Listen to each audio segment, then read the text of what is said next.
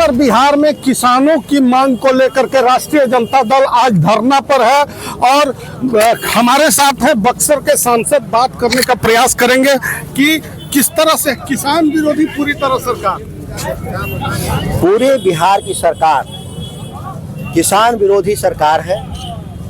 दूसरे फसलों को छोड़ दीजिए, वर्तमान में जो मेंथा चक्रवात के बाद किसानों की धान की बहुत क्षति हुई थी और उस क्षति का आकलन के आधार पे भी कोई मुआवजा बिहार की सरकार नहीं दी और जो बचा हुआ धान था वो आज भी खेतों में सड़ रहा है। बिहार की सरकार धान खरीदने का काम नहीं की। दो चार किसानों का धान कहीं खरीद भी हुआ, उसमें भी व्यापक पैमाने पर सुविधा शुल्क 400 रुपये क्विंटल लेने के बाद ये कर रहे हैं और जिसका खामियाजा है कि बिहार में किसानों की आमदनी लगातार घट रही है। लोग अपने खर्चे चलाने के लिए अपने बच्चों को दूसरे राज्य में मजदूरी करने के लिए भेज रहे हैं और बिहार का पलायन लगातार बढ़ता जा रहा है। 20 साल पहले नीतीश कुमार बिहार में आए थे सत्ता में इस वायदे के साथ कि बिहार में हम पलायन रोक देंगे।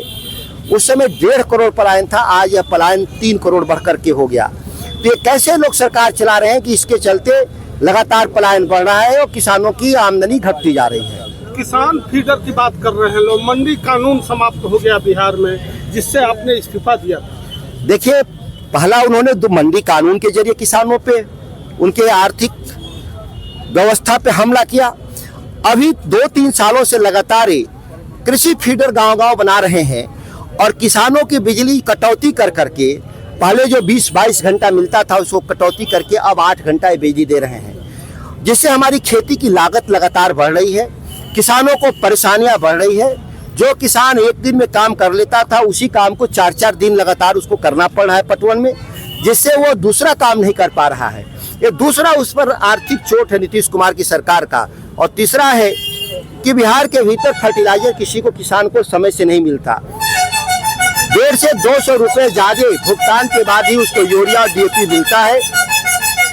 इस राज्य के मंत्रियों ने स्वीकार किया कि जो डीलर हैं वो या जो कंपनियां हैं फर्टिलाइजर की, वो अवैध तरीके से जिंक, सल्फेट और नैनो जैसे प्रोडक्ट किसानों को दबाव में देती हैं, जिसका उपयोग किसानों के पास नहीं है, लेकिन उसको फर्टिलाइजर चाहिए। इस दबाव में वो टैगिंग या अनसब्सिडाइज्ड प्रोडक्ट को भी लाचारी में खरीदता है।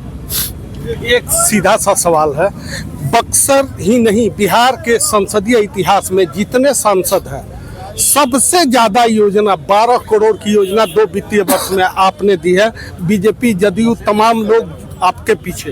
देखिए, ये बहुत छोटी सी रकम है और इसके लिए बहुत प्रयास करने की जरूरत नहीं है और हमारी भूमिका केवल पत्र सरकार को देने तक है। तो यह छोटी भूमिका हमने समय रहते पूरा कर दिया। बाकी सरकार के लोग योजनाओं को पूरा करने में तत्पर हैं, प्रयासरत हैं। प्रशासन के लोग अन्य जगहों पे भी क्यों नहीं कर पाए या वहाँ के स्थानीय सांसदों के साथ उनका क्या सहयोग रहा ये हम नहीं जानते, लेकिन ये बहुत छोटी रकम है। विकास के लिए बड़े पैमाने पर निवेश की आवश्यकता है। खासतौर से ग्रामीण क्षेत्रों में प्राथमिक स्कूलों का भवन जर्जर है।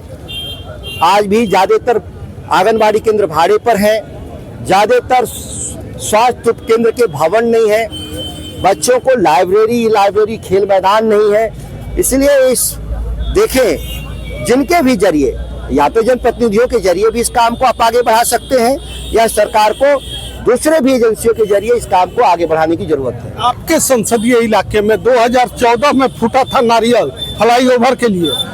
बक्सर स्टेशन को मॉडल स्टेशन बनाने के लिए 400 करोड़ रुपए की योजना दी गई थी। नारियल फूटा था, कहीं धरातल पे है? देखिए, नारियल हमेशा फोड़ेंगे। मोदी का सरकार ये नारियल फोड़ने में ही व्यस्त रहते हैं। ये योजना जो बक्सर के रिमॉडलिंग का जो नारियल फूटा था उस योजना को समाप्त कर दिया। 300 करोड़ 400 करोड़ जो लगना था वो अब नहीं बनेगा। इनके योजना से उसको बाहर कर दिया।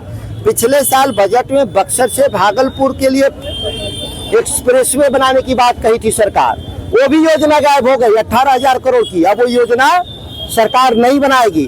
तो ये लोग हैं, चुनाव में आएगा तो नारियल फोड़ेंगे, आसमानी दावे करेंगे, चुनाव बीत जाने के बाद लोगों को अपने हाल पे छोड़ देने का काम करते हैं। यही मोदी सरकार और नीतीश सरकार का यूएसपी है। तो निश्चित तौर पर बक्सर के सांसद का साफ तौर पर कहना है कि जिस तरह से विकास की नारियल फोड़ती है सरकार, लेकिन धरातल पे विकास कहीं भारतीय जनता पार्टी जदयू एनडीए गठबंधन का बक्सर संसदीय इलाके में नहीं दिख रहा है।